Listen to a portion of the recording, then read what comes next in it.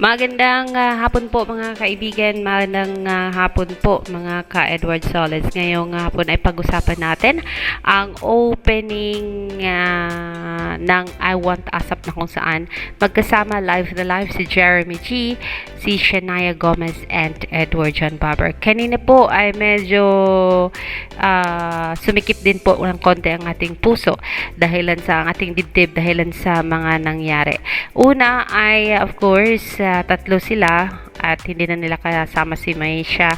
At hindi ko alam kung ano mangyayari in the future kasi nung tinanong ni Jeremy na nandito na tayo sa malapit sa second half ng taon, and Jeremy was asking ano ang plano nila sa second half ng taon. And Edward John Barber, medyo lito kung anong sasabihin, but then he was able to tell the public and Jeremy G and Shania that he is going back to Germany.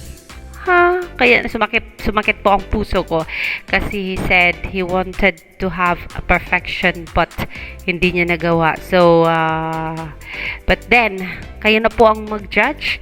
Narito po si Edward John Barber at ang balak niyang pagbabalik sa Germany. At kung hanggang kailan, ang sabi niya, consistency is the key. I do not know what's really going on and ano bang pinaglalaban ng isang Edward John Barber. And that maybe he wanted to stick in a love team because first and foremost, he was the first person who said na mananatili ang love team nila ni Maymay Entrata. The last time they said, they told yung mga followers nila na walang aasahang love team, walang maaasahang totoong relationship na kung saan lovers ang dalawa. But then it was Edward who said mananatili po ang love team na Mayward. Maybe this is the reason that he said consistency is the key, for maybe ayaw niya talagang magkaroon ng ibang love team aside kay Maymay Entrata, and that maybe he is consistent to what he told the public last time na kung hindi si Maymay ay huwag na lang. So let us see kung ano ang mangyayari sa unahan, but he said he will still be able to join I Want ASAP sa Zoom, but not in person kasi nga po babalik muna siya sa Germany to be with his sister. Siguro uwi din sa Germany ang kanyang mommy, and that maybe doon muna sila o baka may mga plano si Edward Barber or whatsoever.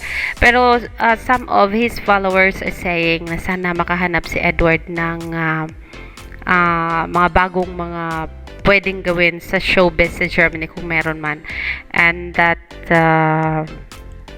he would still be able to be active sa showbiz life.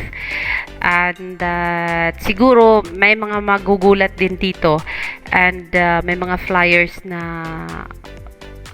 masaktan, just like RC Alcantara, because I know how much she loved Edward and Maymay. Shout out to you, my dear friend. And that me too, because naiiyak ako because yun nga, natutunan na natin silang mahalin, and that we really wanted to see them like as often as we can, just like na lang I Want ASAP, and ASAP natin to. But then pagbabalik na si Edward John Barber sa Germany, maybe limited na lang talaga ang mga panahon na pwede natin sila mapanood. Ngayon makikita natin yung mga post hindi kay Edward Barber kundi sa mga kasamahan niya. Makita natin active siya sa church, and that sa showbiz ay napaka-maselan po. Maselan po na may update siya. So even in his Instagram, kukunti lang po ang update niya. So let's see kung anong mangyayari. But then of course, I want the best of everything for Edward John Barber, and I want him to grow in the showbiz world. Kung babalik siya Hindi pa natin alam. Kung gaano siya katagal sa Germany, hindi rin natin alam. And siguro baka schooling muna si Edward or whatsoever kung ano man ang plano niya sa buhay niya. Pero What are some things that you guys want to get accomplished before this year ends? The second half of the year. Ang bilis talaga. Ako, I want to go to Germany. Wow. Sorry, not So, iwan Germany. mo kami, ganun. I wanna go. Ay, nag-live pa rin ako nung nasa Europe. At nag-live din ako sa US. Okay. O, ikaw, Shai. Sorry, hindi ako nag-travel. Nag-live ako sa bahay. Hindi, gusto ko bumalik sa London para makita ko yung ate ko. I wanna prioritize family a little bit. Pero, I think consistency is key. Just being here. There you go. Consistent growth. You don't have to be perfect all the time, which I'm trying to Wow. Okay lang yan, okay lang yan. Pero, Wait, Iiyak. may sa luha mga kasi may ng luha. high school, okay, anyway, but how about you, Shania? What do you Pero yes, best of luck to you, Edward John Bobber. Kung ilang buwan ka lang doon, sana babalik ka rin, of course. Narito po, Edward John Bobber sa kanyang announcement or anunsyo about him going back to Germany. Very soon na siguro yan. Alexander Lexter Jules, wag po kayong umiyak. Babalik po yan. Siguro pagbalik niyan, magiging strong person na ito and of course, may mga project na for him.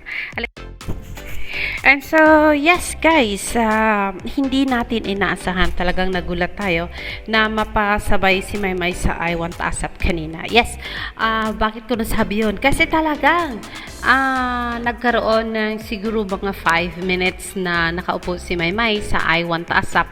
Dahilan yun sa kay Shane na talagang winner ng The Voice Kids, na sinabi niyang idol niya si Maymay at gusto niya makakolab si Maymay. At nang biglang sumulpot si Maymay, kasi nasa tabi-tabi lang pala si Maymay kasama si Bel Mariano. Tapos biglang sumulpot si Maymay, ayun, nakakulab niya ng konti, nagkantahan sila ng konti. Pero wag ka dyan, kasi nga nung sabi ni Maymay na, "Hi Shane, ang cute-cute mo para kang si Pikachu." Nako, nakisali ang Edward John Barber kasi naka-yellow din daw siya. At sa akala niya siya ang sinabi ng Pikachu. Ang cute-cute lang po ni Maymay at saka ni Edward kanina mga kaibigan. Kasi nga syempre dahil idolets natin yan mga yan at saka bias natin yan, nakikyutan tayo, diba? Kinilig tayo ng konti. Friendship goal talaga silang dalawa. And yes mga kaibigan, there was this incident na talagang ang kulit din kasi ni Edward na sabi niya, "Shane, bigyan mo nga kami ng isang pa-cute nga niyan, yung may padila tapos may piece na finger." Tapos biglang lapit din kasi ito si Maymay, ang mata hindi nakatingin sa mic na papalapit sa mukha niya at ang tingin niya yata ay dumiretso kay Edward John Bobber. Kung kaya hayun, natamaan sa lips ang ating si Mary Del Maymay Entrata. Oops, ang sakit nun.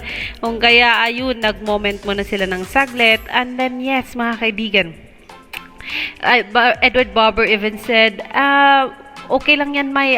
Pwede na silang umalis si Shane at saka si Ella. Laika. Pwede ka magstay, pero hindi kasi ikaw yung producer ng show, Edward John Barber. Kung kaya tumayo rin si Maymay at iniwanan kayo nung nag-guest na itong si Bel Mariano sa I Want ASAP. Kung kaya sayang, pero yes mga kaibigan, one comment lang po. Kasi nanood tayo ng konti ng I Want ASAP and na-miss natin si Maymay kasi nga iba ang saya nadala ng isang Maymay Entrata sa show. At nung napanood natin daw si Jeremy, Edward and Shania, parang ang kalat ngayon ni Edward guys, parang wala sa sarili. Yun lang, parang napansin ko kulang sa concentration dun sa trabaho niya. And siguro dahil nasabi niya na in second half of the year ay uuwi siya ng Germany. Excited ba siyang uuwi ng Germany or nalulungkot siya? And yun ang napansin ko without Maymay sa I Want ASAP. Parang kulang sa sigla po. Yun, sana marinig sana tayo ng management. Hindi sa gusto nating bumalik si Maymay sa I Want ASAP. Yun lang yung napansin natin. But then yes, yan po ang ating napanood kanina na nagbigay sa atin ng kasayahan. Thank you so much, I Want Asap. At pinapasok niyo po si Maymay sa I Want Asap show kanina. Ayun, sabi ni I Am Luchi Misha, shoutout sa'yo. Dalawa mang tao ang pagitan ng Mayward, lakas pa din ng chemistry ni Maymay at saka ni Edward. At ito daw ay umaapaw. Syempre, Edward nakatingin kay Maymay at ang cute-cute kasi ni Maymay. Kaya ayun Edward all eyes to Meridel, Maymay and Trata. Sana makabalik na po ang Mayward, guys. Ayun. This is Alexander Lexter Jules. Gusto mo nating makakita pa ng more moments ni Edward at saka ni Maymay. Pero talagang hindi po mangyayari muna siguro yan. Ayan, and we're here at Pamilya Online Live. Of course, we're here with Ayan. Group hug. But ito naman, habang nagchichika sila, I want to talk and intro someone na birthday celebrant. Very soon. Magsa-celebrate siya ng birthday niya very, very soon. Kaya naman, let's welcome live in studio our birthday girl, Miss Belle Mariano! Yay!